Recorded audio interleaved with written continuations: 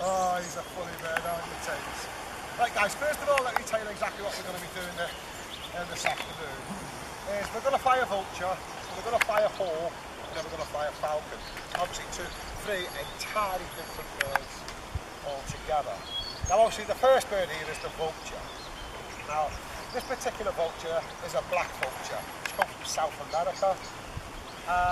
And they're the smallest vultures, but for me they are very, very intelligent, super intelligent. And we know this because we've got university students coming in doing dissertations on how clever the birds are and giving them puzzles and so on. This guy is simply running away with it. So he's by far the most cleverest bird that we have here. Now, black vultures, they're not uncommon. As our friend over here has just got back from Mexico will tell you, they really are all over, so they're very, very common. But what they've learned to do, in a lot of cases, you'll see them knocking around with a much bigger vulture called the turkey vulture. Now the turkey vulture, if he stood next to me, would probably be about this big. They're huge things.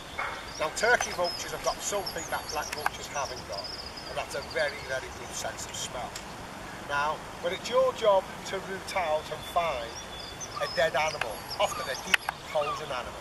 Now the force of sense of smell would be something that's very beneficial to you. Oh wait there, I'm not ready. He knows I've got a chicken nugget here in the hand. Okay, so the black vultures here don't have any sense of smell. So what they've learned to do is they've learned to follow about the turkey vulture. Why do you think he'd want to urinate on his legs and spray his wee on there? Bear in mind that his job is to get on a dead animal, often a decomposing animal, an animal that's well rotted. Sometimes the sheer stench of this is that the likes of you wouldn't get anywhere near because of the stench. So he's got to get on these dead animals, walk about, get that big long beak in that head deep inside a cavity, scrape it about, but at the same time he's treading on the carcass. And the last thing he wants is all the germs, the dangerous bacteria to get onto his legs, move up his legs and actually get onto his body. So that's the reason why he urinates on himself. He's using the pH levels, the ammonia in his urine, as a disinfectant. Okay, so in one respect he's a very dirty bird, but in another respect he's a very clean bird. You stay there. Like 1, 2, 3, off you go. Go on, get him here, boy. And that's basically the only way you're going to get that vulture to spread his wings and to fly. Well done, Becky. Well done, at least he's on her board. Shall I get this one? Yeah, go on. Ah. See how much this like flying? Yeah. Spin down and run back. Spin down and run back.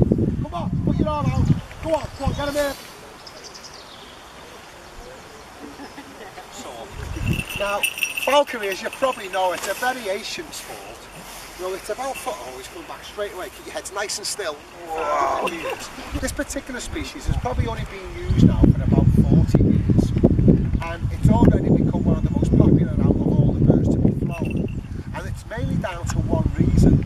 This is the only bird of prey in the world which actively hunts in packs and works as a team in a group. Okay, so therefore it's a very clever bird of prey, like all gregarious creatures. He didn't hang around here. He's going right for your head again, isn't he? You got something wrong with your head here. Okay, so therefore the falconer is able to build up a real strong bond with the harrisaw.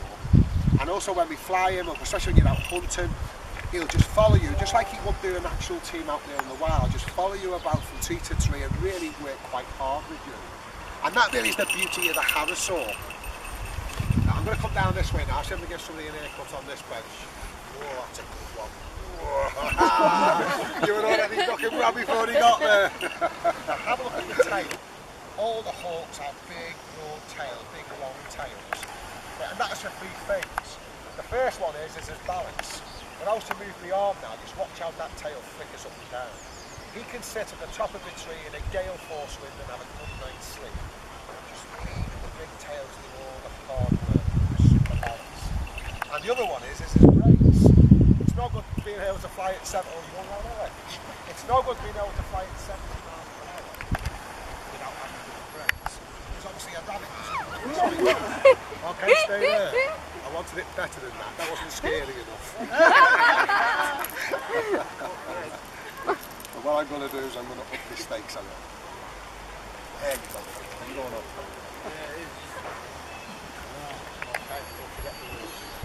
Okay, go.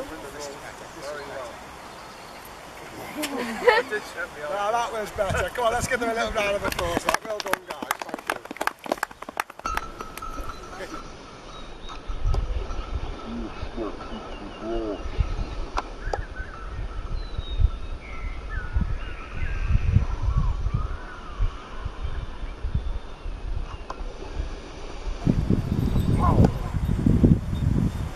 But he is capable of some incredible flying. He really is. He's a...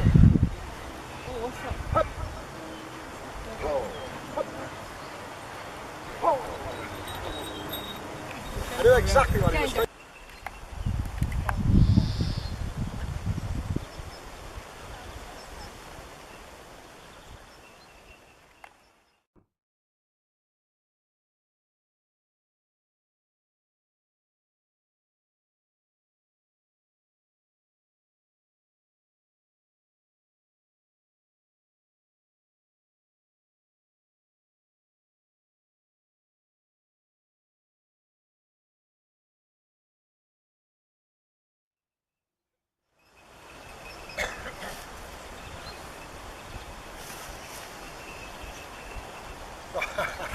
You see what she's done then?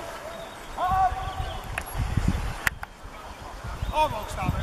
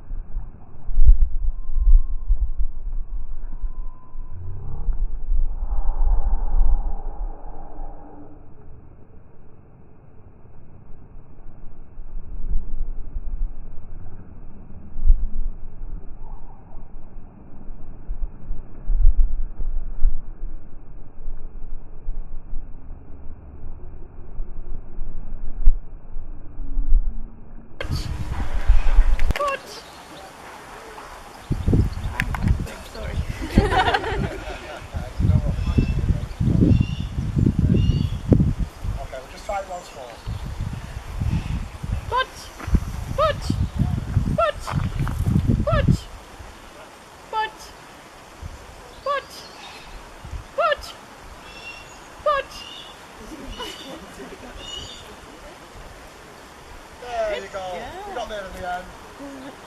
Straight back.